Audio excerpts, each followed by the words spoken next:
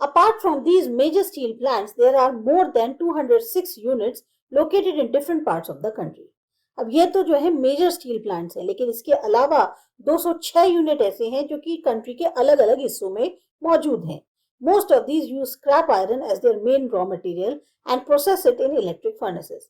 ज्यादातर ये जो स्क्रैप होता है आयरन का, उसको मेन रॉ मटेरियल की तरह इस्तेमाल करते हैं और फिर उसको प्रोसेस करते हैं इलेक्ट्रिक फर्नेसेस में. अब है cotton textile industry. The cotton textile industry is one of the traditional industries of India. हमारे यहाँ की ट्रेडिशनल इंडस्ट्री मानी जाती है cotton textile industry. In the ancient and the medieval times it is used to be only a cottage industry. अगर हम ancient और medieval times की बात करें तो ये एक अकेली जो है कॉटेज इंडस्ट्री थी. India was famous worldwide for the production of muslin, a very fine variety of cotton cloth. India पूरी दुनिया में फेमस था. यहाँ पर मुस्लिन क्लॉथ बनता है जो कि बहुत ही फाइन वैरायटी मानी जाती है कॉटन क्लॉथ की. Calicoes, chintz and other different varieties of fine cotton cloth. इसके अलावा कैलिकोस, चिन्स और भी अलग अलग वैरायटी हैं फाइन कॉटन क्लॉथ की जो यहाँ बनती थी. The development of this industry in India was due to several factors. अब ये फैक्ट्री जो है यहाँ पर ये इंडस्ट्री डेवलप हुई इंडिया के अंदर, इसके कई सारे कारण थे. One, it is a tropical country and the cotton is the most comfortable fabric for hot and humid climate. क्योंकि ये एक ट्रॉपिकल कंट्री है, इसकी वजह से कॉटन सबसे ज्यादा आरामदायक जो फैब्रिक माना जाता है, चाहे हॉट क्लाइमेट के लिए हो या ह्यूमिड यानी नमी वाले क्लाइमेट के लिए. Second, large quantity of cotton was grown in India. बहुत भारी मात्रा में कॉटन जो है यहाँ पे पैदा होता है इंडिया के अंदर. Abundant skilled labour required for this industry was available in this country. इसके अलावा इस इंडस्ट्री को चलाने के लिए जो लेबर चाहिए वो भी काबिल चाहिए और वो भी जो है काफी बहुतायत में अवेलेबल थी कंट्री के अंदर. In fact in some areas the people were producing cotton textiles for generations and transferred the skill from one generation to the other and in the process perfected their skills. कुछ इलाकों में तो जो लोग cotton textiles बनाते हैं वो कई जनरेशन से बनाते चले आ रहे हैं और अपनी जो एक कला है उसको आने वाली जनरेशन को ट्रांसफर करते हैं, एक तरह से पास ऑन करते हैं. और उसके नतीजा क्या होता है कि उनकी स्किल्स जो है वो और ज्यादा परफेक्ट होती जा रही हैं. Initially, the British did not encourage the development of the indigenous cotton textile industry. अब शुरुआत में जो ब्रिटिशर्स थे उन्होंने कभी भी कॉटन टेक्सटाइल इंडस्ट्रीज को डेवलप करने के लिए प्रोत्साहित नहीं किया. They exported raw cotton to their mills in Manchester and Liverpool and brought back the finished products to be sold in India. वो क्या करते थे, यहाँ से रॉ कॉटन जो है अपनी मिल्स जो मैनचेस्टर और लिवरपूल में थी उनको एक्सपोर्ट कर देते थे और वहां से बना बनाया प्रोडक्ट जो है इंडिया में लाके बेच देते थे. This cloth was cheaper because it was produced at a mass scale in factories in UK as compared to the cottage-based industries of India. अब जो कपड़ा वहां से आता था वो सस्ता होता था क्योंकि वहां पे जो है मास प्रोडक्शन होता था फैक्ट्रीज में यूके के अंदर और इंडिया में कॉटेज बेस्ड इंडस्ट्रीज थी. In 1854, the first modern cotton mill was established in Mumbai. सबसे पहले जो पहली मॉडर्न कॉटन मिल थी वो एस्टैब्लिश हुई मुंबई में 1854 में. This city had several advantages as a cotton textile manufacturing center. अब एक कॉटन टेक्सटाइल मैन्युफैक्चर सेंटर होने की वजह से इस शहर को बहुत सारे एडवांटेज थे, फायदे थे. It was very close to the cotton producing areas of Gujarat and Maharashtra. सबसे पहले तो ये उन इलाकों के पास थी जहां पे कॉटन का उत्पादन होता है यानी गुजरात और महाराष्ट्र के. Raw cotton used to be produced brought to Mumbai port to be transported to England. जो रॉ कॉटन होता था वो मुंबई पोर्ट आता था ताकि यहाँ से इंग्लैंड ट्रांसपोर्ट किया जा सके. Therefore, cotton was available in Mumbai city itself. तो कॉटन जो है वो मुंबई में ही अवेलेबल हो जाती थी. Moreover, Mumbai even then was a financial center and the capital needed to start an industry was available there. इसके अलावा मुंबई जो है एक फाइनेंशियल सेंटर था, साथ ही साथ जिस कैपिटल की जरूरत होती है एक इंडस्ट्री को स्टार्ट करने के लिए वो भी वहां मौजूद था. As a large town providing employment opportunities attracted labor in large numbers. अब क्योंकि ये बहुत बड़ा टाउन था, यहाँ पर रोजगार के मौके होते थे, इस वजह से लेबर जो है यहाँ बहुत ज्यादा आने लगी. Hence cheap and abundant labor too was available locally. तो एक सस्ती और बहुत सारी लेबर जो है आसानी से लोकल तौर पे अवेलेबल थी. The machinery required for the cotton textile mill could be directly imported from England. और जो मशीन कॉटन टेक्सटाइल मिल को चलाने के लिए चाहिए वो डायरेक्टली इंग्लैंड से मंगाई जा सकती थी, इंपोर्ट किए जा सकती. Subsequently, two more mills, the Shahpur mill and the Calico mill, was established in Ahmedabad. अब इसी तरीके से दो और मिल्स, शाहपुर मिल और कैलिको मिल, ये एस्टैब्लिश करी गई अहमदाबाद में. By 1947, the number of mills in India went up to 423, but the scenario changed after partition and this industry suffered a major recession. 1947 के बाद लगभग जो नंबर था मिल्स का इंडिया के अंदर वो 423 तक पहुंच गया, लेकिन पार्टीशन के बाद सब कुछ बदल गया और इस इंडस्ट्री को सबसे ज्यादा नुकसान झेलना पड़ा. This was due to the fact that most of the good quality cotton growing areas has gone to West Pakistan and India was left with 409 mills and only 29% of the cotton producing area. वजह क्या थी कि partition के time पे जो अच्छी quality का cotton grow करने वाले एरियाज थे वो तो चले गए वेस्ट पाकिस्तान में. इंडिया के पास रह गई 409 मिल्स और 29% सिर्फ वो एरिया रह गया जहां पर कॉटन उगाया जा सकता था. After independence, this industry gradually recovered and eventually flourished. पर इंडिपेंडेंस के बाद इस इंडस्ट्री ने जो है फिर अपने को रिकवर किया और फ्लरिश किया. In 1998, India had 1,782 mills, of which 192 mills were in the public sector and 151 mills in the cooperative sector. 1998 में इंडिया के पास लगभग 1782 मिल्स थी, जिसमें 192 मिल्स जो है वो पब्लिक सेक्टर में थी और 151 मिल्स जो है वो कोऑपरेटिव सेक्टर में. The largest number, that is 1439 mills, were in the private sector. और सबसे बड़ी संख्या यानी 1439 मिल्स वो जो थी वो प्राइवेट सेक्टर में. The cotton textile industry in India can be broadly divided into two sectors. अब कॉटन टेक्सटाइल इंडस्ट्री को भी हम दो सेक्टर्स में डिवाइड कर सकते हैं, the organised sector and the decentralised sector. The decentralised sector includes cotton produced in handlooms and the पावरलूम्स.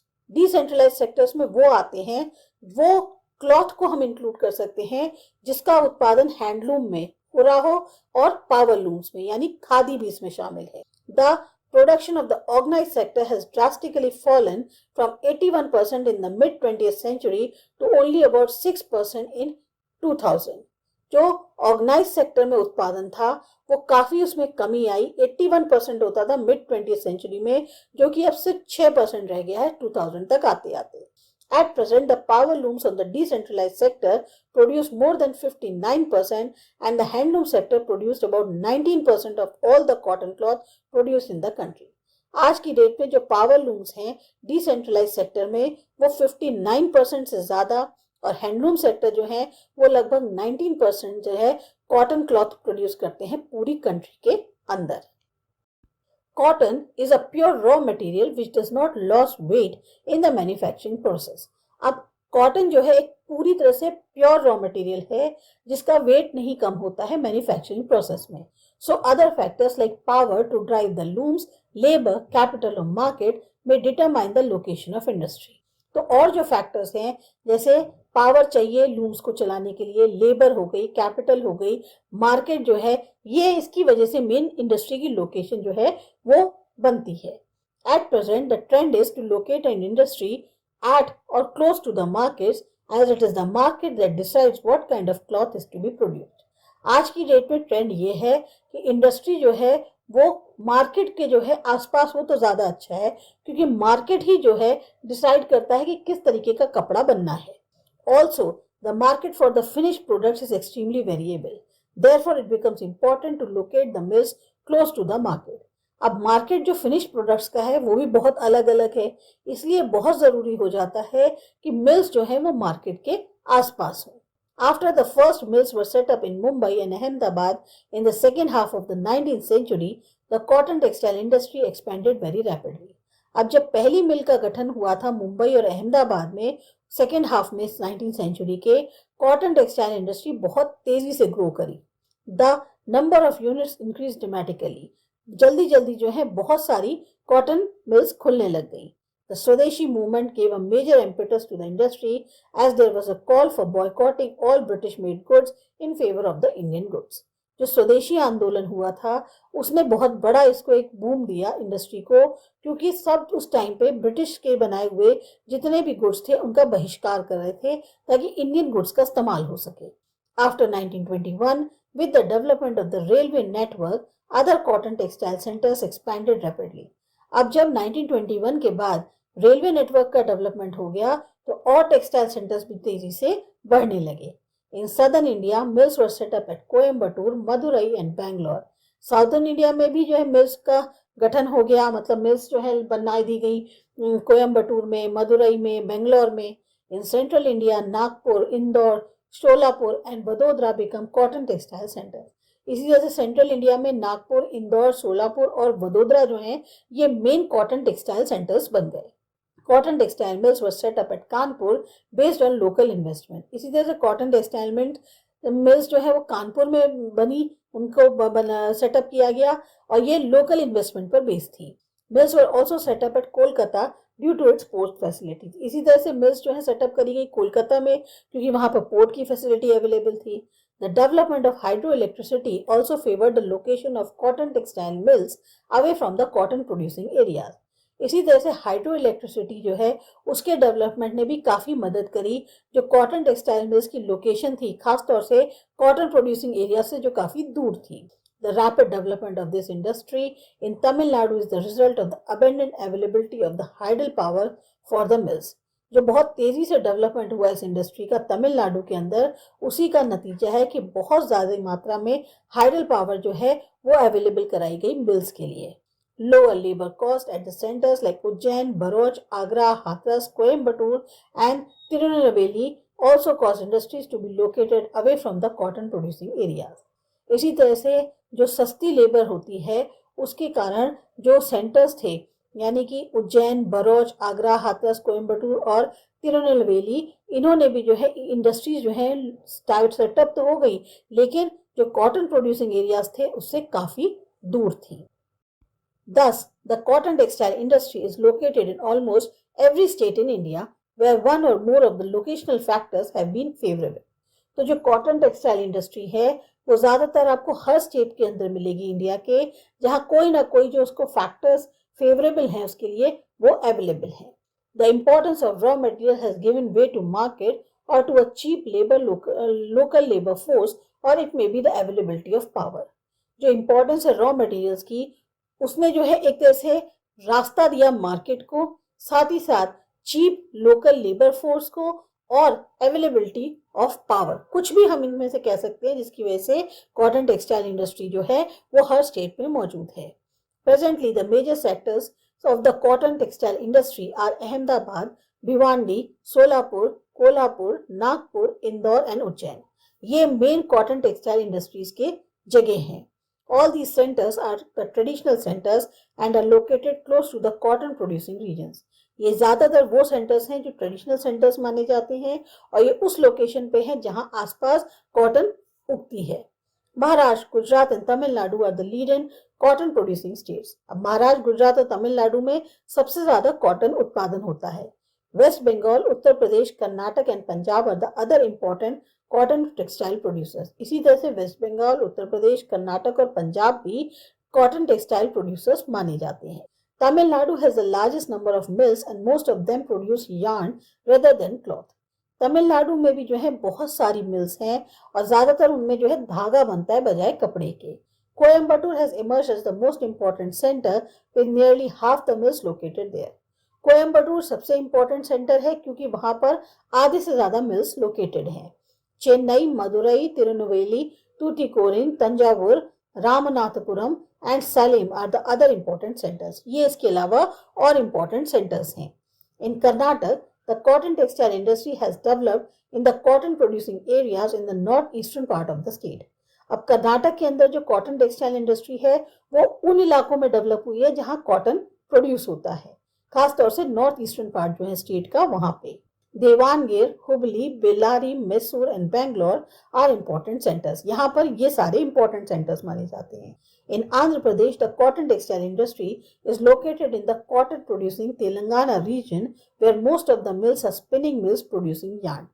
Andhra Pradesh के अंदर जो कॉटन टेक्सटाइल इंडस्ट्री है वो कॉटन प्रोड्यूसिंग जो तेलंगाना रीजन है वहां पर लोकेटेड है और ज्यादातर उन मिल्स में वो स्पिनिंग मिल्स हैं यानी कि वो धागा बनाती हैं. The important centers are Hyderabad, Secunderabad, Warangal and Guntur. यहाँ के important centers ये हैं हैदराबाद, सिकंदराबाद, वारंगल और Guntur. In Uttar Pradesh, Kanpur is the largest centre. अब उत्तर प्रदेश में कानपुर सबसे बड़ा सेंटर है। Some of the other important centres are Modinagar, Hathras, Saharanpur, Agra and Lucknow. इसके अलावा जो हैं कुछ और इंपॉर्टेंट सेंटर्स में ये जगह आती हैं। In West Bengal the cotton mills are located in the Hooghly region. अब वेस्ट बंगाल के अंदर कॉटन मिल्स कहाँ पर है? हुगली रीजन में। Howrah, Serampore, Kolkata and Shyamnagar are the important centres. यहाँ पर हावड़ा, सेरमपुर, कोलकाता और श्यामनगर इंपॉर्टेंट सेंटर्स हैं। Production of the cotton cloth increase almost 5 times from 1950-51 to 99-2000। अब जो प्रोडक्शन था कॉटन क्लॉथ का वो 5 गुना बढ़ गया 50-51 से 99-2000 की अगर बात करें तो। Cotton textile has been facing tough competition from synthetic cloth. जो कॉटन टेक्सटाइल है उसको काफी टफ कंपटीशन झेलना पड़ा है जो सिंथेटिक कपड़ा होता है उससे।